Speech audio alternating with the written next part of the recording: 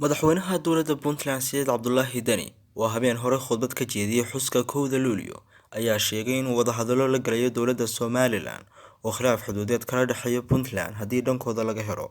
Madaxweynaha ayaa sheegay in Puntland ay wadahadalo diyaar u tahay cid kasta oo Soomaaliyeed haddii ay koonfur ahaan lahayd iyo haddii ay waqooyi ahaan lahaydba si loo dhameeyo khilaafaadka jira ayuu yiri. dadkan waxay rabaan wadahadal ismaqal iyo inay kaalintooda qaataan. waxay diyaar u yihiin dowladda Soomaaliyeed in ay dadka ay kala dhaxayso ay la wada hadlaan, hadday tahay waqooyi iyo hadday tahay koonfur iyo galbeed iyo hadday tahay bari, intaba cid kasta oo diyaar waa in la hadlo, diyaar baan u nahay in la hadlo. waxaan ilaahay uga rajaynayaa ummadda Soomaaliyeed dowlad midnimo leh.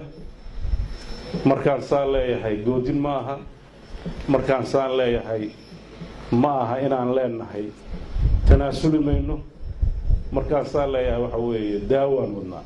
diyaar baan u nahay dowlad Soomaaliyeed, diyaar baan u nahay inaan kaalinteena ka qaadano.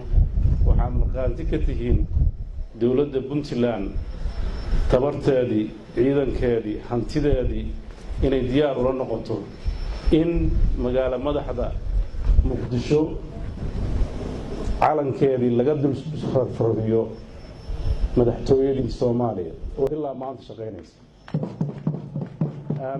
sidoo kale madaxweynaha Puntland ayaa dowladda federaalka Soomaaliya ugu baaqay inay dhexdhexaad ka noqoto doorashooyinka dowlad goboleedyada Galmudug iyo Jubbaland si uusan uga raacin waa sida uu sheegay magacii xumaa ee ka raacay doorashadii koonfur galbeed Soomaaliya. waxaan ku kalsoonahay maalmaha soo socda maamulada Galmudug iyo Jubbaland oo doorashooyin ku soo fool leeyihiin. waxaan aad u rajaynayaa dowladda federaalka inay aad uga fiirsato in magacii xumaa ee meel ka raacay in dib u raacin oo ay meel ka istaagto dhexdhexaada. maxaa yeelay dalkan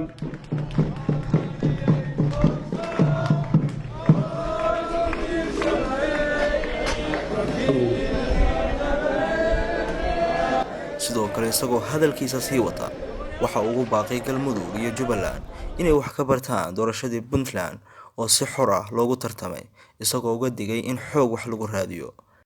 maamulada Galmudug iyo Jubbaland oo doorashooyin ku soo fool leeyihiin in ay Puntland wax ka bartaan, xoog wax laguma kala qaado, in ay si wanaagsan tartan xalaal iyo xor ah ugu dhex maro.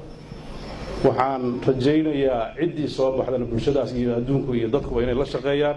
waa Cabdulaahi Bakayle, telefishinka caalamiga Ariel TV, magaalada Garowe.